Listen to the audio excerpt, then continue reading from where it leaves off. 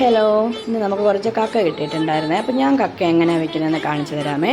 ആദ്യം തന്നെ അതിൽ അഴുക്കില്ലയോ, അതെല്ലാം നമുക്ക് ഇങ്ങനെ കുത്തി മാറ്റിയെടുക്കണേ.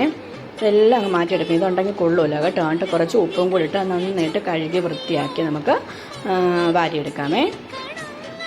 അതിനുശേഷം ഇതിന് വേണ്ടത് ചെറിയ ഉള്ളി, സവാള, പച്ചമുളക്, ഇഞ്ചി, വെളുത്തുള്ളി, കറിവേപ്പിലയാണ്. അത് നന്നായിട്ട് നമുക്കിതെല്ലാം വെളിച്ചെണ്ണ ഒഴിച്ച് കടുക് വിട്ട് വഴറ്റിയെടുക്കണം.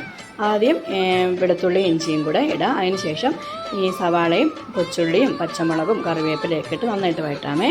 കുറച്ച് ഉപ്പും കൂടി ഇടാം. ഉപ്പും കൂടി ഇടുമ്പോൾ നമുക്ക് എളുപ്പം വഴണ്ട് കിട്ടുമേ.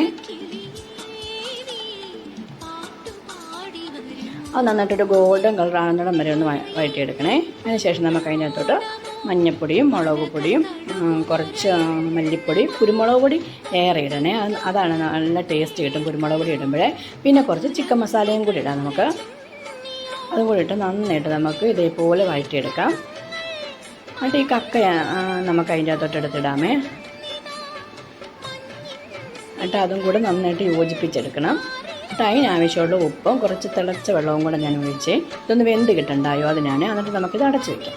എന്നിട്ട് നമ്മൾ വേവിച്ചെടുക്കാം. എന്നിട്ട് ഈ ഒരു പരുവാകുമ്പോൾ നമുക്ക് ഇടയ്ക്കിടയ്ക്ക് നമ്മളൊന്ന് തുറന്ന് ഇളക്കി കൊടുക്കണേ. പിന്നെ നമുക്ക് അതിന് ശേഷം പച്ചയ്ക്ക് കുറച്ച് പെരിഞ്ജീരകം പൊടിച്ചതും കൂടി ഇടാം. അപ്പോൾ നല്ല മണം കിട്ടും.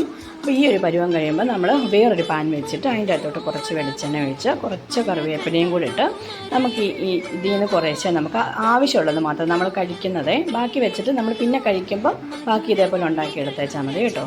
അപ്പോൾ ആവശ്യമുള്ളത് മാത്രം ഞാനെടുത്ത് ഇങ്ങനെ കോരി ഒന്ന് നന്നായിട്ട് ഫ്രൈ ചെയ്തെടുത്തു. അപ്പോഴും നമ്മളൊരു ശകലം കുരുമുളക് പൊടിയും കൂടി ഇട്ട് കൊടുക്കണേ. അപ്പോൾ നല്ല കുരുമുളക് പൊടിയുടെയും പെരിഞ്ജീരകം പൊടിച്ച് കിട്ടില്ലയോ, അതിൻ്റെയും കൂടെയൊക്കെ നല്ലൊരു ഫ്ലേവർ കിട്ടുവേ. വേണ്ട ഈ ഒരു പരുവാകും. നല്ല ടേസ്റ്റാണ് കേട്ടോ. നിങ്ങളെല്ലാവരും ഇങ്ങനെ വെച്ച് നോക്കണം. നല്ല ഉപ്പും എരിയും ഉപ്പും എരിയൊക്കെ കാണുവേ. തക്കാളി ഒന്നും നമ്മളിടാത്തതുകൊണ്ട് പുളിയൊന്നുമില്ലേ. പിന്നെ കുറച്ച് ചൂടമീൻ ഉണ്ടായിരുന്നു, അതും കൂടെ ഞാനങ്ങ് വറുത്തെടുക്കാമെന്ന് വെച്ചു. മഞ്ഞൾപ്പൊടിയും മുളക് പൊടിയും കുരുമുളക് പൊടിയും ഉപ്പും കൂടി ഇട്ടാൽ വറുത്തെടുത്താൽ ഞാൻ അതിനകത്ത് ഇഞ്ചിയും വെളുത്തുള്ളിയൊന്നും അരച്ച് ചേർത്തില്ലേ. എളുപ്പം ഞാൻ വറുത്തെടുത്താണ്. ഇതെല്ലാം കൂടിയിട്ട് നമുക്ക് നന്നായിട്ടൊന്ന് യോജിപ്പിച്ചെടുക്കാം. ഇതും കൂടെ നമുക്കൊന്ന് വറുത്തെടുക്കാവേ.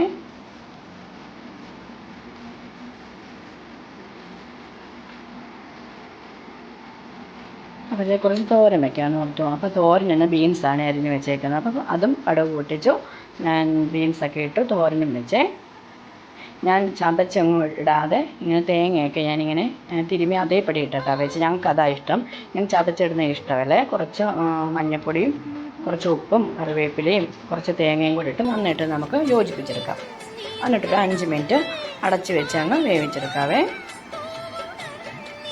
അപ്പോൾ തോരനും റെഡിയായി. ഇന്നത്തെ വിശേഷം ഇത്രയൊക്കെ തന്നെയുള്ളൂ.